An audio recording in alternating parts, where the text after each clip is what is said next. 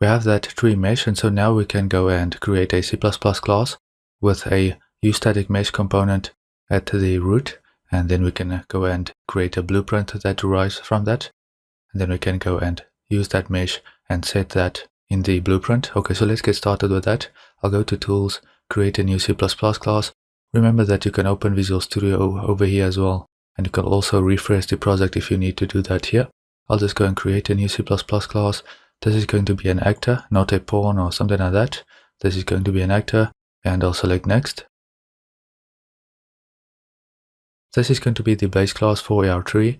Now, as I mentioned, we will create a blueprint class that derives from this base class. So that is simply why I'm calling it tree base here. I would also like to mention that you can prefix this.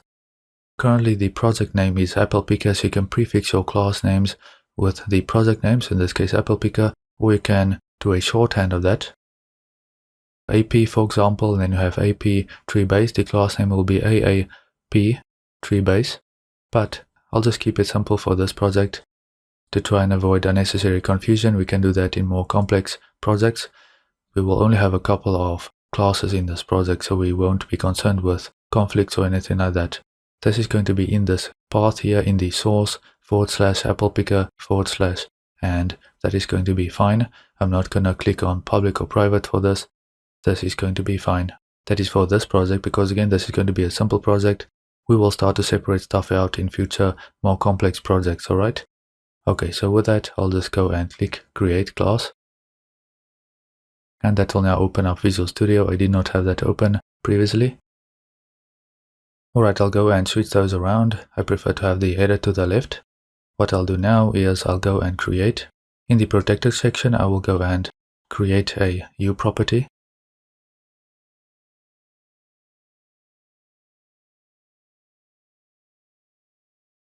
You should not have to forward declare the uStaticMesh component, and what I mean by that is you should not have to do this. The class should already be aware of the uStaticMesh component because it's a very common component and it comes in through another way, and it should be already included. So what we can do is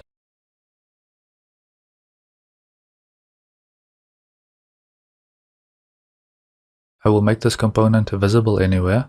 Again, this is a pointer to a component, a uStaticMesh component. So we want it to be visible but not editable. And then blueprint read only, so that we cannot go and change that in the blueprint. And I'll just set a component for that, a category for that. I set that to components. Before continuing, I would like to mention that we will write these classes step by step. In other words, we will define the components first, and then we will add other variables and do calculations and so forth as and when we need to do that in future lectures. At first, we simply want to set up the components, get the classes in, and then go and derive in blueprints, set the particular measures that we want and so forth, and then we'll go back and write some code. That is to actually get stuff to move and so forth. Alright, so I'll go and in the tree base, in the constructor,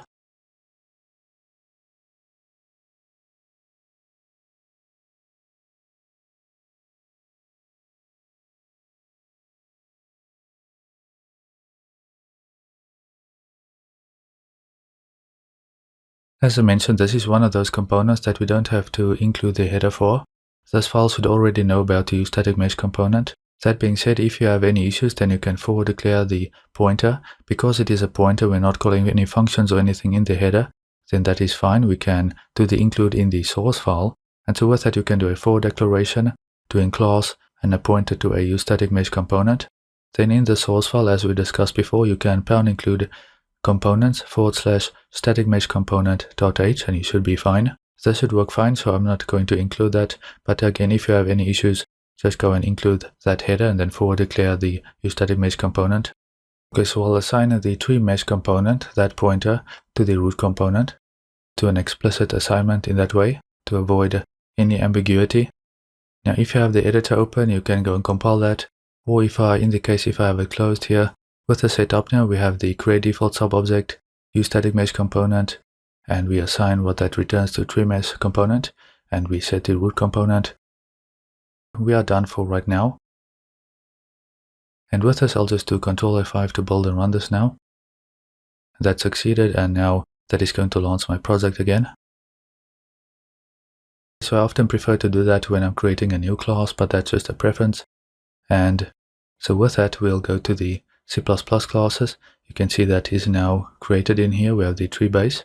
And what we now want to do is we want to create a blueprints folder because we are going to derive from that class. Alright. So I will right click on that, and then we can create a blueprint class based on that tree base. What we can also do, since this exists already, is we can go to the blueprints and we can create a new empty blueprint class, and we can search for our tree base. Okay, that is going to be the parent. We want to place that in the blueprints. And this is fine. I'll call it bp_tree for blueprint, and that is fine. I'll click save. And that should open up now. If it doesn't open up, then you can go to the blueprints folder, double click on that. I'll just click save all, right, to make sure that we have that saved. And then with the static mesh component selected, that is the root now. So what we can do is we can go and set the static mesh. I'll left click here and I'll select that tree mesh, that static mesh. And the materials should also populate those instances, the trunk and the green for the leaves. And with that, I'll just compile, make sure to save that out. And now we have this blueprint that we can use. So that is going to be it for the tree. In upcoming lectures, we will create the blueprint for the apple, and then we want to actually spawn an apple from the tree as well. And we also need to actually get this tree to move to the left and to the right, for example. Notice that in the content browser, our blueprint asset now updates and has that static mesh representation, making it easier to identify. That is amongst all the other blueprints that you may have. This is really handy with larger projects. And all the prefixes that we do, so bp_ for blueprint and m_ or mi_ for material or material instance respectively, those make it easy to filter for specific things, of course, as you go and search for those things, especially again in larger projects.